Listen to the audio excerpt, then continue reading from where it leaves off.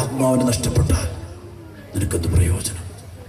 അതായത് ലോകം മുഴുവൻ നേടി കല്ലറകളാ. ഞാൻ എന്തേലും കല്ലറ, ഞാനാകുന്നൊരു കല്ലറ, ഒരു സംഭവമാണ്. ആ കല്ലറയ്ക്കുള്ളിലുള്ള ഒരു ആത്മാവ് ഈശോയ്ക്ക് വേണ്ടത് മാത്രം.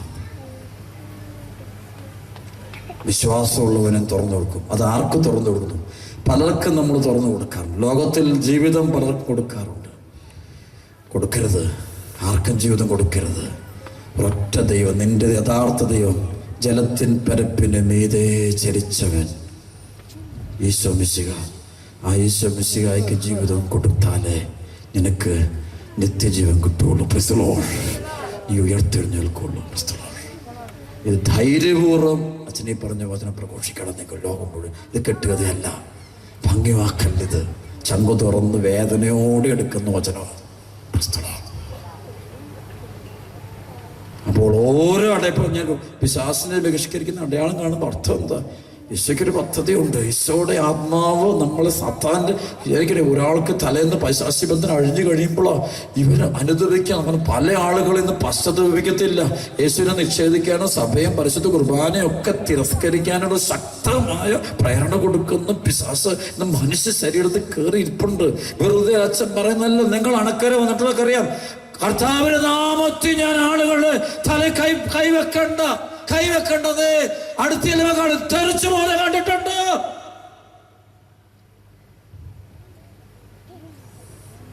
തൊടേണ്ട ആവശ്യമില്ല.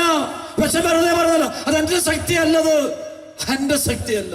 എന്റെ ആത്മാവ്, ഞാനാകുന്ന കല്ലറ ഞാൻ തുറന്നു കൊടുത്ത് ഈശോയ്ക്ക് ഞാൻ കൊടുത്തപ്പോൾ എൻ്റെ ആത്മാവ് ഈശോയുടെ ആത്മാവ് കൂട്ടായി കഴിഞ്ഞപ്പോൾ ഈശോ എൻ്റെ കൂടെ വന്നു.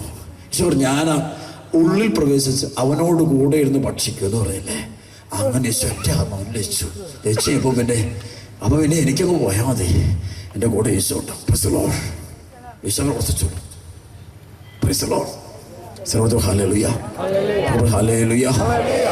കഴിഞ്ഞ ദിവസം ഒരു വലിയ സാക്ഷ്യം കരഞ്ഞു ഞാൻ കേട്ടപ്പോൾ, മറൈൻ ഡ്രൈവ് ബൈബിൾ കോൺഫറൻസ് നടക്കുക. ലക്ഷക്കണക്കിന് ഭയങ്കര ജനം വന്നു കൂടുന്ന കൂട്ടായ്മയാണ്. അപ്പോൾ ജനം വന്നു കൂടി. അപ്പോൾ ഒരു കുടുംബത്തിൽ ഒരു മകൾക്ക് ഈ ക്യാൻസർ വന്ന് 4th സ്റ്റേജ് കഴിഞ്ഞ് ശരിക്കും മരിക്കാൻ പോവാണ്. going to die. അപ്പോൾ ഇത് താങ്ങി പിടിച്ചുകൊണ്ട്, അപ്പോൾ വരികയല്ലായിരുന്നു, പുള്ളിക്കകത്ത് കൊണ്ടുവരാൻ പറ്റത്തില്ല. അത് ക്ഷീണം. അപ്പോൾ അവരുടെ ബന്ധുക്കൾ പറഞ്ഞു, പുള്ളിക്കകത്ത് ഇത്രയും കഷ്ടപ്പെട്ട് ഈ കൺവെൻഷൻ കൊണ്ട് അവിടെ കൊണ്ടെങ്കിൽ ഇരുത്താൻ പറ്റില്ല. അപ്പോൾ അവരുടെ ബന്ധു പറഞ്ഞു, നിങ്ങൾ വെറുതെ പോകും, അച്ഛനെ തലേക്ക് വെച്ച് പ്രാർത്ഥിക്കുമ്പോൾ നിങ്ങൾ അടുത്ത് നിന്നാൽ മതി, നിങ്ങൾക്ക് അഭിഷേകം. അവരുടെ വിശ്വാസമാണ്. കാരണം കർത്താവ് തുറക്കുക, അതൊക്കെ തുറന്നവരാ. അങ്ങനെയൊക്കെ ചിന്തിക്കുന്നവർ തന്നെ അവരുടെ ഹൃദയം തുറന്നിരിക്കുന്നത്. എനിക്കല്ല, ഞാനാരുമല്ല, ഡൊമിനിക്കച്ചൻ ഒട്ടപ്പൂച്ച. പക്ഷെ എൻ്റെ ആത്മാവ് വലുതാണ്. കാരണം ആത്മാവ് കർത്താവിൻ്റെതാണ്. യേശുവല്ലേ, ആത്മാവിനെയല്ലേ ദൈവം നമ്മൾ മണ്ണുണ്ടാക്കിയിട്ട് ദൈവം തൻ്റെ ആത്മാവിനെ നിക്ഷേപിച്ചു. ആ ആത്മാവ് എൻ്റെ ശരീരത്തിൽ, നിന്റെ ശരീരത്തിൽ. പക്ഷെ ഈ ആത്മാവിന് ജീവനില്ലാതെ പോയത് യേശുമായിട്ട് ബന്ധമില്ലാത്തത് കൊണ്ടാണ്. യേശു ക്രിസ്തുവിന് ജീവിതം കൊടുക്കാത്തതുകൊണ്ടാ നിങ്ങൾക്ക് ഇന്ന് കർത്താവിന്റെ നാമത്തിൽ പ്രവർത്തിക്കാൻ ശ്രമം തോന്നും. ദൈവം ഉണ്ടോ തന്നെ നിങ്ങൾ ചോദിക്കും. ദൈവം ഇല്ല എന്ന് പോലും നിങ്ങൾ പറയും. നിങ്ങൾ അപ്പൊ അവര് കൊണ്ടുവന്നു. അവര് പറയാം, അച്ഛൻ ഓടിപ്പോയ സമയത്ത് അച്ഛനെ തലയിൽ 1/2 സെക്കൻഡ് തൊട്ടുള്ളൂ. ആളെഴുതി, നിങ്ങൾ വിശ്വസിക്കില്ല മക്കളെ, എനിക്കറിഞ്ഞോട് വിശ്വസിക്കുമെന്ന്. 4th സ്റ്റേജ് എന്ന് പറഞ്ഞാൽ ഈ ക്യാൻസർ 4th സ്റ്റേജ് ആയിക്കഴിഞ്ഞാൽ പിന്നെ പ്രതീക്ഷയില്ലെന്നാണ് പറയുന്നത്. സൗഖ്യപ്പെട്ടു പരിപൂർണമായിട്ടും അവരൊക്കെ സാക്ഷി എഴുതുമ്പോൾ കരയുന്നുണ്ട്. യെസ്, ഇതേ ഞാനും നിങ്ങൾ കല്ലറയാണ്. ഈശോയ്ക്ക് വേണ്ടത് കല്ലറയല്ല. ഈശോയ്ക്ക് കല്ലറയിൽ ആവശ്യമില്ല. കല്ലറ മാറ്റാൻ പറഞ്ഞവനാ യേശു. കല്ലുകൾ വേണ്ടത് അതിനുള്ളിലുള്ള ഒരു ലാസറുണ്ട്. ഈശോ സ്നേഹിക്കുന്നവൻ. അവനെ ഈശോ നോക്കുന്നു. നീ കൊടുക്കുവോ? നിന്റെ ആത്മാവിനെ ഈശോ കൊടുക്കുവോ? ഈ ധ്യാനത്തിൽ വെച്ചുള്ള തീരുമാനം അതായിരിക്കണം. നിന്റെ ആത്മാവിനെ കർത്താവിന് കൊടുക്കുമോ? നീ തുറന്നു കൊടുക്കുമോ? രക്ഷകനെ വിളിച്ച് കയറ്റ്. ഒരു കാര്യം ഓർത്തണം, ഉയർപ്പിക്കാനും സന്തോഷത്തിലേക്ക് കൊണ്ടുപോകാനും പറ്റുന്നത് നിന്റെ ആത്മസ്നേഹിതനാണ് നിന്റെ മുമ്പിൽ നിൽക്കുന്നത്. നിന്റെ കർത്താവാണ് നിന്റെ ഇവിടെ എല്ലാവരുടെ മുമ്പിൽ, അല്ലാതെ എൻ്റെ ഡോണിക്കച്ചൻ്റെ കൂടെ മാത്രമല്ല, ഇവിടേക്ക് മുഴുവൻ ആളുകളുടെ മുമ്പിൽ. ചില ആളുകൾ മാത്രം കല്ലറ തുറന്ന് യേശുവിനെ അകത്ത് പ്രവേശിപ്പിച്ച് അവരെ സ്വീകരിച്ച് യേശുവിന്റെ കൂടെയായിരിക്കുക. ഇതാ ഞാൻ വാതിലും മുട്ടുന്നു, ആരെങ്കിലും എൻ്റെ സ്വരം കേട്ട് വാതിൽ തുറന്നാൽ ഞാൻ ഉള്ളിൽ പ്രവേശിക്കുകയും അവനോടൊത്ത് ഭക്ഷിക്കുകയും ചെയ്യും. ഇതാണ് 7 അടയാളം. യേശുവേ നന്ദി. ലൂക്കാ 4:18 കർത്താവിന്റെ ആത്മാവ് എൻ്റെ മേലുണ്ട്, ദരിദ്രരോട് സുവിശേഷം പ്രസംഗിക്കുവാൻ അവിടെ തന്നെ അഭിഷേകം ചെയ്തിരിക്കുന്നത്. ബന്ധിതർക്ക് മോചനം, അന്ധർക്ക് കാഴ്ച, അടിച്ചമർത്തപ്പെട്ടവർക്ക് സ്വാതന്ത്ര്യം, കർത്താവിന് സ്വീകാര്യമായ മത്സരം പ്രഘോഷിക്കുവാൻ അവിടുന്ന് എന്നെ അയച്ചിരിക്കുന്നു. ഈശോ പറഞ്ഞു. അവർക്ക് പറഞ്ഞു ഹല്ലേലൂയ. ആ ഈശോയുടെ ആത്മാവ് വിടുതൽ നൽകുന്ന ആത്മാവ്, രക്ഷ നൽകുന്ന ആത്മാവ്, ആത്മരക്ഷ നൽകുന്ന ആത്മാവ്, നമ്മൾ സ്വർഗത്തിലേക്ക് കൂട്ടിക്കൊണ്ടുപോകുന്ന ആത്മാവ്, ആ ആത്മാവിന്റെ പ്രവർത്തനമാണ് ഈ വചന ശുശ്രൂഷയുടെ സമയത്ത് ഇവിടെ മുഴുവൻ നടക്കാൻ പോകുന്നത്. അവർക്ക് പറഞ്ഞു ഹല്ലേലൂയ. 6:63 ആത്മാവാണ് ജീവൻ നൽകുന്നത്, ശരീരം ഒന്നിനും ഉപകരിക്കുന്നില്ല. ഞാൻ നിങ്ങളോട് പറഞ്ഞ വചനങ്ങൾ ആത്മാവും ജീവനുമാണ്. അവർക്ക് പറഞ്ഞു ഹല്ലേലൂയ. ഓരോ വചനം കേട്ടുകൊണ്ടിരുന്നാൽ മതി, സാത്താൻ ഓടി മാറും, പൈശാചിക ശക്തികൾ വിട്ടു, രോഗപീഠകളൊക്കെ വിട്ടു. വചനം കേട്ടുകൊണ്ടിരിക്കുമ്പോൾ രോഗപീഠകളൊക്കെ നമ്മൾ ഇന്ന് വിട്ടുപോയിക്കോളും. അവർക്ക് പറഞ്ഞു ഹല്ലേലൂയ. അതാണ് ഈ ഹെബ്രായ ലേഖനത്തിന്റെ 4:12 നമുക്കറിയാം. കർത്താവിന്റെ വചനം ഇരുതല വാളിനേക്കാൾ മൂർച്ചയേറിയതും ചേതനയിലും ആത്മാവിലും സന്ധിബന്ധങ്ങളിലും തുളച്ചു കയറി വഞ്ചയിൽ തുളച്ച് ഹൃദയത്തിന്റെ വിചാരങ്ങളും യോഗങ്ങളും വിവേചിക്കുന്നതാണ്. അതിന്റെ മുമ്പിൽ ഒരു സൃഷ്ടിക്കും മറഞ്ഞിരിക്കാൻ സാധ്യമല്ല. അവർക്ക് പറഞ്ഞു ഹല്ലേലൂയ. കർത്താവിന്റെ വചനമൊക്കെ നമ്മുടെ ഹൃദയം നിറയാണ്. പിന്നെ നമുക്ക് രഹസ്യങ്ങളൊക്കെ ആത്മാവ് വെളിപ്പെടുത്തും. ആത്മീയ രഹസ്യങ്ങൾ ഒരാളെ കാണുമ്പോൾ നമുക്ക് ആളിലുള്ള പ്രശ്നങ്ങളൊക്കെ പരിശുദ്ധാത്മ വെളിപ്പെടുത്തും. അപ്പോൾ ശരിക്കും അത് പരിശുദ്ധാത്മ വെളിപ്പെടും. പരിശുദ്ധ നമ്മൾ ദൈവത്തിന്റെ വചനം നമ്മൾ ഭക്ഷിക്കണം. വചനം നമ്മുടെ ഹൃദയത്തിൽ നിറച്ചുകൊണ്ടാകണം. പറഞ്ഞേ ഹല്ലേലൂയ. മത്തായിയുടെ സുവിശേഷം 4:4, ലൂക്കാ 4:4, യോഹന്നാൻ 4:34 വചനം, വലിയ വചനം. അതായത് ഈശോ പറഞ്ഞു, മനുഷ്യൻ അപ്പം കൊണ്ട് മാത്രമല്ല ദൈവത്തിന്റെ അധരത്തിൽ നിന്ന് പുറപ്പെടുന്ന വചനം കൊണ്ടാണ് ജീവിക്കുന്നത്. പറഞ്ഞേ ഹല്ലേലൂയ. വചനം ഒരു ഭക്ഷണം, വചനം വെച്ചാൽ ആത്മാവിന്റെ ഭക്ഷണം, നമ്മുടെ ഭയങ്കര ഹീലിംഗ് കിട്ടുന്നതാണ്. ദൈവം വചനം നമ്മൾ ഭക്ഷിച്ചുകൊണ്ടിരുന്നത് തന്നെ നമ്മുടെ മനസ്സിന് സൗഖ്യം. അപ്പോൾ ഒരു പൈശാചിക ബന്ധനമുള്ള ഒരു വ്യക്തിക്ക് ഒരു ബൈബിൾ കൊടുത്താൽ മതി, അവനത് വായിച്ചുകൊണ്ടിരുന്നാൽ മതി, അവന്റെ പൈശാചിക ബന്ധനം വിട്ടു. അവർക്ക് പറഞ്ഞു ഹല്ലേലൂയ. ഒരുപാട് മുറിവേറ്റിരിക്കുന്ന വ്യക്തിക്ക് ഒരു ബൈബിൾ വചനങ്ങൾ കൊടുത്താൽ മതി, സങ്കീർത്തനങ്ങൾ കൊടുക്കണം, വായിക്കാൻ പറയണം. സങ്കീർത്തനം വായിച്ചുകൊണ്ടിരിക്കുമ്പോൾ അവന്റെ ആത്മാവിന്റെ മുറിവുകളെല്ലാം സൗഖ്യപ്പെട്ടുകൊണ്ടിരിക്കും. അവർക്ക് പറഞ്ഞു ഹല്ലേലൂയ. കർത്താവിന്റെ വചനത്തിന് ഒരു ശക്തിയുണ്ട്, ഭയങ്കര ഹീലിംഗ് പവറാണ് കർത്താവിന്റെ വചനത്തിന്. അതാണ് സങ്കീർത്തനം 107:16-20 വചനമുണ്ട്. എന്തെന്നാൽ അവിടുന്ന് പിച്ചളവാതിലുകൾ തകർക്കുന്നു, ഇരുമ്പ് ഓടാമ്പലുകളെ ഒട്ടിക്കുന്നു, പാപകരമായ മാർഗങ്ങൾ പിന്തുടർന്ന് ചില രോഗികളായി തീർന്നു, അകൃത്യങ്ങളാൽ അവർ ദുരിതത്തിലായി, എല്ലാ ഭക്ഷണത്തെ അവർ വെറുത്തു, വൃത്തിക്ക് അവാടങ്ങളെ സമീപിച്ചു. അപ്പോൾ തങ്ങളുടെ കഷ്ടതയിൽ അവർ കർത്താവിനോട് നിലവിളിച്ച് അപേക്ഷിച്ചു. അവിടുന്ന് തന്റെ വചനം അയച്ച് അവരെ സുഖപ്പെടുത്തി വിനാശത്തിന് വിടുവിച്ചു. അവർക്ക് പറഞ്ഞേ ഹല്ലേലൂയ. അവിടുന്ന് തന്റെ വചനം അയച്ച് അവരെ സൗഖ്യപ്പെടുത്തി. എന്തയച്ചാണ് അവർ സൗഖ്യപ്പെടുത്തിയത്? വചനം അയച്ച്. വചനം ആരാണ്? ഈശോ. അതിന് ഭയങ്കര പവറാണ്. അതാണ് ഇന്ന് ഹീലിംഗ്സ് ഒക്കെ നടക്കുന്നത്. സുവിശേഷം പ്രസംഗിച്ചുകൊണ്ടിരിക്കുന്ന അത്ഭുതമുണ്ട്. അതാണ് അപ്പോസ്തല പ്രവർത്തനം 10:44 വചനം പറയും, പത്രോസ് വചനം പ്രസംഗിച്ചുകൊണ്ടിരുന്നപ്പോൾ കേട്ടുകൊണ്ടിരുന്ന എല്ലാവരുടെ മേലും പരിശുദ്ധാത്മാവ് നിറഞ്ഞു. അവർക്ക് പറഞ്ഞേ ഹല്ലേലൂയ. പത്രോസ് വചനം പ്രസംഗിച്ചുകൊണ്ടിരുന്നപ്പോൾ കേട്ടുകൊണ്ടിരുന്ന എല്ലാവരുടെ മേലും ആര് നിറഞ്ഞു?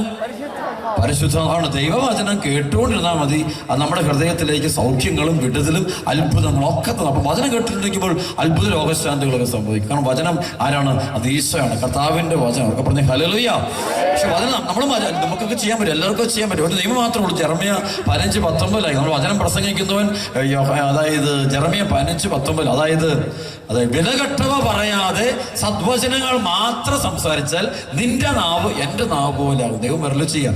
വിലകെട്ടവ പറയാതെ സദ്വചനങ്ങൾ മാത്രം സംസാരിച്ചാൽ നിന്റെ നാവ് എന്റെ നാവ് എന്ന് വെച്ചാൽ നാവിന് അഭിഷേകം കിട്ടും. നാവിന് എന്ത് കിട്ടും? അഭിഷേകം കിട്ടും. സർവ്വ ഹല്ലേലൂയ.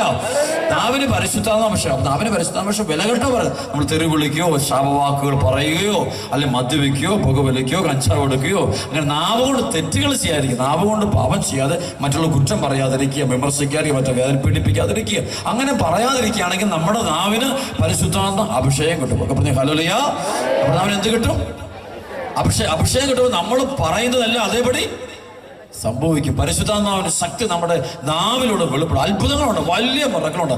അപ്പൊ നമ്മളും വചനമായിട്ട്, ഈശോയുടെ വചനമായിട്ട് നമ്മളങ്ങ് രൂപാന്തരപ്പെടും. അതായത് സങ്കീർത്തനം 119:11 വരാൻ പറയുന്നു, അങ്ങേക്കെതിരെ പാപം ചെയ്യാതിരിക്കാൻ അങ്ങയുടെ വചനം എന്റെ ഹൃദയത്തെ സൂക്ഷിച്ചു. സങ്കീർത്തനം 33:3 വരും. അവിടുത്തെ വചനം ജീവനുള്ള വചനം. അപ്പൊ ആ വചനമല്ല നമ്മുടെ ഹൃദയം നിറഞ്ഞപ്പോൾ നമ്മളിൽ വലിയ അത്ഭുതമുണ്ട്. അപ്പൊ അച്ഛൻ ഇവിടെ നിൽക്കുന്നത് എന്റെ കഴിവുകൊണ്ടല്ല, ഞാൻ എന്ത് നേടിയ ശരിക്കൊന്നും നേടിയിട്ടില്ല. ആകെ എന്റെ ഹൃദയത്തിൽ എങ്ങനെയാണ് അച്ഛൻ ഇപ്പൊ അഭിഷേകം കിട്ടുന്നതിനോട് ചോദിക്കാറുണ്ട്. പക്ഷെ കിട്ടിയത് മുഴുവൻ കർത്താവിന്റെ വചനം ഞാൻ ഭക്ഷിച്ചു. രാവും പകലിരുന്ന കർത്താവിന്റെ വചനം എന്റെ ഹൃദയത്തിൽ നിറച്ചു കഴിഞ്ഞപ്പോൾ പരിശുദ്ധാത്മാവിന്റെ പ്രവർത്തനം എന്നിലൂടെ സംഭവിക്കാൻ തുടങ്ങി. അതൊക്കെ പറഞ്ഞേ ഹല്ലേലൂയ, ഹല്ലേലൂയ. കർത്താവിന് അപ്പൊ ഞാൻ മറ്റു പുസ്തകങ്ങളോ ഇപ്പൊ ടെലിവിഷൻ 95-ന് ശേഷം ഞാൻ ടെലിവിഷനൊക്കെ അങ്ങ് ഉപേക്ഷിച്ചു. അത്യാവശ്യം വല്ലപ്പോഴും വല്ല വാർത്തകളോ എല്ലാം കാണാൻ വേണ്ടി, വല്ല എമർജൻസി ആയിട്ടുള്ള വല്ല സംഭവങ്ങളും അറിവ് കിട്ടാൻ വേണ്ടി മാത്രം അത്യാവശ്യം, അല്ല ഞാൻ നോക്കാറില്ല. Praise the Lord. മൊബൈൽ ഫോണുണ്ട്, അത് വളരെ അർജന്റ് ആണെങ്കിൽ മാത്രമേ ഞാൻ വിളിക്കുകയുള്ളൂ, അല്ലാതെ ഉപയോഗിക്കാറില്ല, എടുക്കാറില്ല സമയമില്ല. കാരണം വെച്ചാൽ കർത്താവിന്റെ മുമ്പിൽ നമ്മൾ ഈശോ എങ്ങനെ പറഞ്ഞു അതുപോലെ നമ്മളെ തന്നെ നമ്മൾ വെച്ച് കൊടുത്ത് നമുക്ക് അഭിഷേകം കിട്ടും. അതായത് റോമാലേഖനം 12:1-3 വരെയുള്ള വചനം, ആകയാൽ സഹോദരങ്ങളെ ദൈവത്തിന്റെ കാരുണ്യം അനുസ്മരിപ്പിച്ചുകൊണ്ട് ഞാൻ നിങ്ങളോട് അപേക്ഷിക്കുന്നു, നിങ്ങളുടെ ശരീരങ്ങളെ വിശുദ്ധവും ദൈവത്തിന് പ്രീതികരവുമായ സജീവ ബലിയായിട്ട് സമർപ്പിക്കുവിൻ, അതായിരിക്കണം നിങ്ങളുടെ യഥാർത്ഥമായ ആരാധന. അവർക്ക് പറഞ്ഞ ഹല്ലേലൂയ. അഭിഷേകം കിട്ടണമെങ്കിൽ നമ്മൾ പാപത്തോട് നമ്മുടെ കണ്ണുകൊണ്ട് കണ്ണുകൊണ്ട് പാപം ചെയ്ത കണ്ണിന് അഭിഷേകം നഷ്ടപ്പെട്ടു. അനോയിന്റ് നമ്മൾ കണ്ണുകൊണ്ട് പാപം ചെയ്തു കഴിഞ്ഞപ്പോൾ കണ്ണ് അഭിഷേകം തരും. അതുകൊണ്ട് നമുക്ക് അതിന് അനോയിന്റിങ്ങില്ല, കൃപയൊടുകില്ല. അതുകൊണ്ട് സൗഖ്യമാണ്. പൗലോസിലേക്ക് അതാണ് കാണാൻ പറ്റും. അപ്പോസ്തല പ്രവർത്തനത്തിന്റെ 16:17 വചനമുണ്ട്. ഞങ്ങൾ പ്രാർത്ഥനാ കേന്ദ്രത്തിലേക്ക് പോകുമ്പോൾ ഭാവി ഫലം പ്രവചിക്കുന്ന ഒരു ആത്മാവ് ബാധിച്ച ഒരു അടിമ പെൺകുട്ടിയെ ഞങ്ങൾ, ഭാവി ഫലം പ്രവചിക്കുന്ന ആത്മാവ്, ഒരു പൈശാചിക ആത്മാവ് ബാധിച്ച ഒരു അടിമ പെൺകുട്ടിയെ ഞങ്ങൾ കണ്ടു. അവള് ഞങ്ങളുടെ നേരെ നോക്കിക്കൊണ്ട് പറഞ്ഞു, ഇവർ അത്യുന്നതന്റെ ദാസരാണ്, ഇവര് പറയുന്നത് കേൾക്കുവിൻ പൗലോസിന്റെ നേരെ. അങ്ങനെ പല ദിവസം പൗലോസിനെ അസഹ്യപ്പെടുത്തി കഴിഞ്ഞപ്പോൾ പൗലോസ് അവളുടെ നേരെ തിരിഞ്ഞു നോക്കി, അപ്പോൾ തന്നെ അവളുടെ തിന്മയുടെ ശക്തി വിട്ടുപോയി. അവർക്ക് പറഞ്ഞ ഹല്ലേലൂയ. പൗലോസ് ഈ പൈശാചിക ബാധയുള്ള ആളെ നോക്കിയതേ ഉള്ളൂ, ആ ആള് സാത്താന്റെ ശക്തി വിട്ടുപോയി. അഭിഷേകമുള്ള കണ്ണുകൾ കൊണ്ടും നോക്കിയാൽ മതി, അവിടെ ബന്ധനങ്ങൾ അഴിഞ്ഞു തിന്മ. അവിടെ കണ്ണുകൊണ്ടൊക്കെ പാപം ചെയ്യുന്ന വ്യക്തികൾക്ക് ഈ അഭിഷേകം കണ്ണുകൾക്ക് നഷ്ടപ്പെട്ടു പോകും. ഇന്നത്തെ കാലത്ത് ഒരുപാട് മക്കൾ ഈ ബ്ലൂ ഫിലിമുകൾ, മ്ലേച്ഛ ചിത്രങ്ങൾ ഇത് കാണുമ്പോൾ ആ കണ്ണുകളുടെ പരിശുദ്ധാത്മ അഭിഷേകം നമുക്ക് ചോർന്നു പോകും. ചോർന്നു പോയി കഴിയുമ്പോൾ നമുക്ക് അഭിഷേകമില്ല. അവിടെ നാവുകൊണ്ട് പാപം ചെയ്യാൻ പിന്നെ അഭിഷേകം. അതുകൊണ്ട് നമുക്ക് ഒരാൾ പറഞ്ഞാൽ പിന്നെ അവർ കേൾക്കില്ല, ദൈവത്തിന് വചനം അവിടെ പ്രവർത്തിക്കില്ല, അനുസരണങ്ങൾ കൂടും. അവൻ നാവ് കൊണ്ട് പാപം ചെയ്താൽ പിന്നെ നമ്മുടെ നാവിന്റെ അനോയിന്റിങ് നഷ്ടപ്പെട്ടു. അവൾ ചെവികൾക്കും അത് തന്നെയാണ്. ചെവികൾ കേൾക്കാൻ പാടില്ലാത്തെല്ലാം കേൾക്കാൻ തുടങ്ങി കഴിഞ്ഞാൽ നമ്മുടെ ചെവികൾക്ക് അനോയിന്റിങ് അഭിഷേകം, പരിശുദ്ധാത്മ അഭിഷേകം നഷ്ടപ്പെട്ടു. സർവ്വത്തിൽ പറഞ്ഞ ഹല്ലേലൂയ, ഹല്ലേലൂയ. നാവിന്റെ അഭിഷേകം അത് കിട്ടിക്കഴിഞ്ഞാൽ ഭയങ്കര അനോയം. അപ്പോൾ നാവ് കൊണ്ട് പാപം ചെയ്യരുത്. കർത്താവിന്റെ വചനം പറയുന്നു. അതായത് യാക്കോബ് 3:2 പറയും, നാവ് കൊണ്ട് തെറ്റ് ചെയ്യാത്തവൻ തന്റെ ശരീരത്തെ മുഴുവൻ നിയന്ത്രിച്ചവനാണ്. അപ്പൊ ശരീരത്തിന് നിയന്ത്രണമുള്ള, ശരീരത്തിന്റെ ആസക്തികൾക്ക് നിയന്ത്രണമുള്ള വ്യക്തിയാണ് നാവിന് നിയന്ത്രണമുള്ളത്. അപ്പൊ നാവിന് നിയന്ത്രണമില്ലാത്ത വ്യക്തിയെ കുറിച്ച് ബൈബിള് തിരുവചനം പറയുന്നത് അവന്റെ ശരീരത്തിൽ അവന് കൺട്രോൾ ഇല്ലാത്തവനാണ്. അവൻ പല ആസക്തികളാണ്, മദ്യപാനാകാം, ജഡിക പാപങ്ങളാകാം, മറ്റു പല തിന്മകൾക്കും ആ വ്യക്തി അടിമക്കും. നാവ് കൊണ്ട് നമ്മുടെ ചിലരുണ്ട് അത് ഇതൊക്കെ പറഞ്ഞുകൊണ്ടിരിക്കും, മോശമായ ഒരുത്തരം കളിയാക്കും, അല്ലെങ്കിൽ തെറി വിളിക്കും, ശവമാക്കും, കുറ്റം പറയും. അങ്ങനെ നാവ് കൊണ്ട് തെറ്റ് ചെയ്യുന്ന ആളുകൾക്കെല്ലാം തന്നെ ശരീരത്തിന് നിയന്ത്രണമില്ല. യാക്കോബിന്റെ ലേഖനത്തിന്റെ 3:2 വചനം പറയാം, നാം എല്ലാവരും പല വിധത്തിൽ തെറ്റ് ചെയ്യുന്നു, സംസാരത്തിൽ തെറ്റുവരുത്താത്ത ഏവനും പൂർണ്ണനാണ്, തന്റെ ശരീരത്തെ മുഴുവൻ നിയന്ത്രിക്കാൻ അവന് കഴിയും. 2 കരം ഹല്ലേലൂയ.